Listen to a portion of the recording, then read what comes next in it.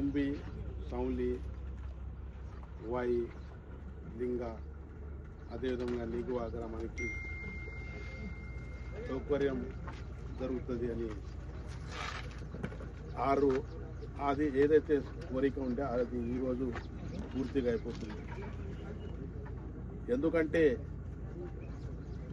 మీకు అందరికీ తెలుసు, గత 10 సంవత్సరంలో మన తెలంగాణ రాష్ట్రం పరిస్థితి, ఫైనాన్స్ పరిస్థితి బాగా ఘోరంగా ఉంది. డబ్బులు లేవు. అయినా కూడా అక్కడి నుంచి ఇక్కడి నుంచి ఫండ్ తెప్పించి మనం తొడెంచన ఈ నియోజకవర్గానికి అభివృద్ధి చేస్తున్నాం. నేను ఎలక్షన్లో వాయిదా ఇచ్చాను. నిగువా రోడ్డు చేపిస్తాను. సోనారి నుంచి కుబీర్ రోడ్ కసరా వాయా కసరా రోడ్డు చేపిస్తాను. మాలేగాం నుంచి వాయా కుప్టి వరిని ఆ రోడ్డు కూడా చేపిస్తానని చెప్పడం జరిగింది. అదేవిధంగా ఇంకొకటి సమస్య అంటే ఇప్పుడే మా నిగువా సర్పంచ్ గారు చెప్పారు, బాంగర్పాడు రోడ్డు 75 సంవత్సరంలో కూడా ఆ రోడ్డు ఆ ఊరికి ఇప్పటి వరకు రోడ్ లేదు. ఆ రోడ్డు కూడా పూర్తిగా చేయాలని ఒక కోరిక ఉంది. ఖచ్చితంగా ఇప్పుడైతే జూన్ తర్వాత వర్షాకాలం వస్తుంది. సోనారి రోడ్, గుప్టి రోడ్, మన బాంగర్పాడు రోడ్డు, ఈ అన్ని రోడ్లు వచ్చే సంవత్సరం పూర్తిగా అవుతాయని సభాముఖంగా మీకు అందరికీ ఇప్పుడు మా అధ్యక్ష గారు చెప్పారు, సార్ వివేకానంద నుంచి మాకు కుబేర్ ప్రాపర్ వరకు కావాలని.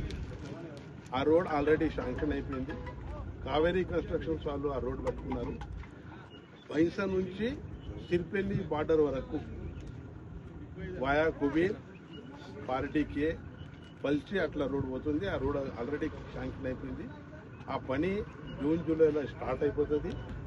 ఇప్పుడు ఇంకా కొంత ఒక 2-3 మహిళ తిప్పలు ఉన్నది కానీ ఆ రోడ్ కంప్లీట్ అయిపోతుంది. అది కూడా పెద్ద రోడ్డు.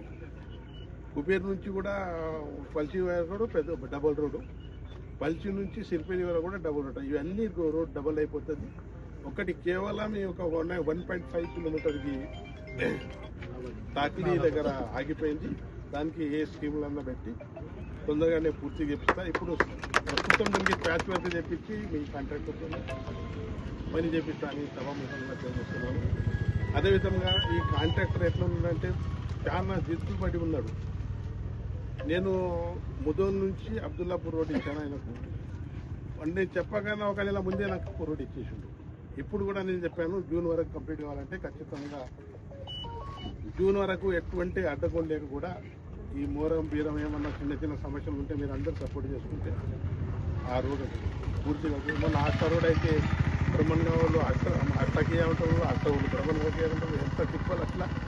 సరే బ్రహ్మణగావులు ఆ రోడ్ మీద పోతారు, అట్ట ఊళ్ళు ఇది అద్దంటే వాళ్ళు అద్దంటే మన తొమ్మిది వాళ్ళు అద్దంటే మన సవలి వాళ్ళకి తిప్పవచ్చు, సవలి వాళ్ళు అద్దంటే నీకు వాళ్ళకి తిప్పవచ్చు. అటువంటిది మోరం కోసం కూడా మంచి మోరం, క్వాలిటీ మోరం ఇస్తే మీకు కూడా బాగుంటుంది, రోడ్డు మంచిగా వస్తుంది.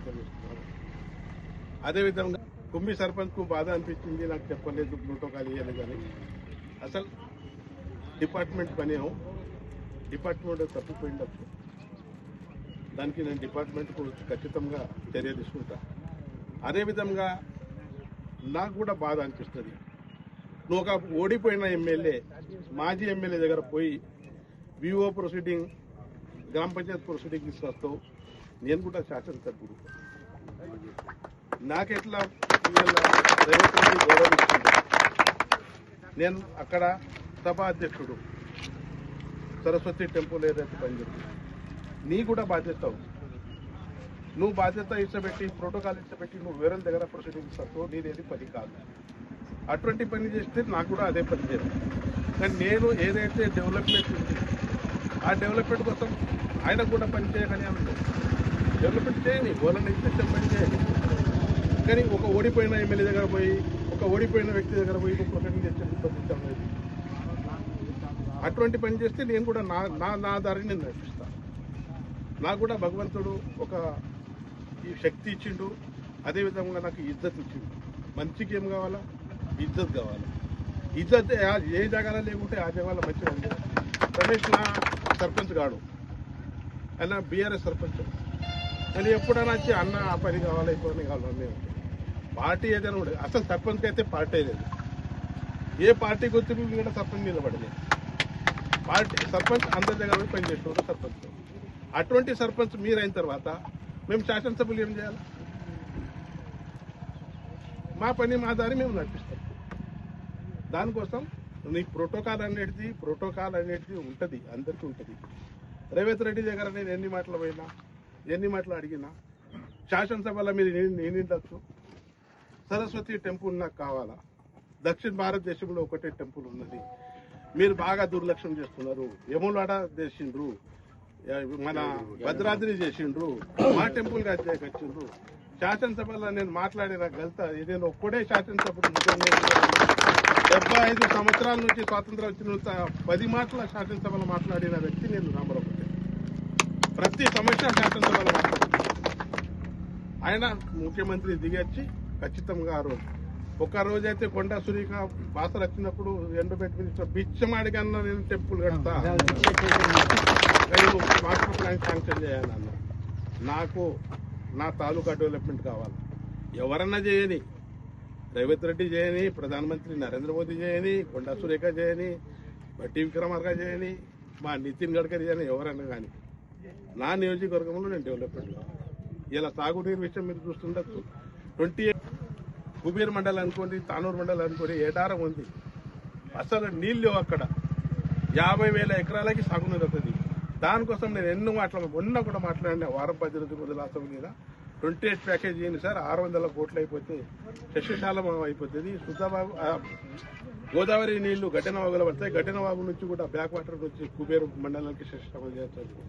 నేను ఎప్పుడు కూడా కానీ డెవలప్మెంట్ విషయం మాట్లాడే వ్యక్తి, డెవలప్మెంట్ కావాలని అనే వ్యక్తి, పార్టీ పరంగా ఆడొచ్చే ఈడొచ్చే.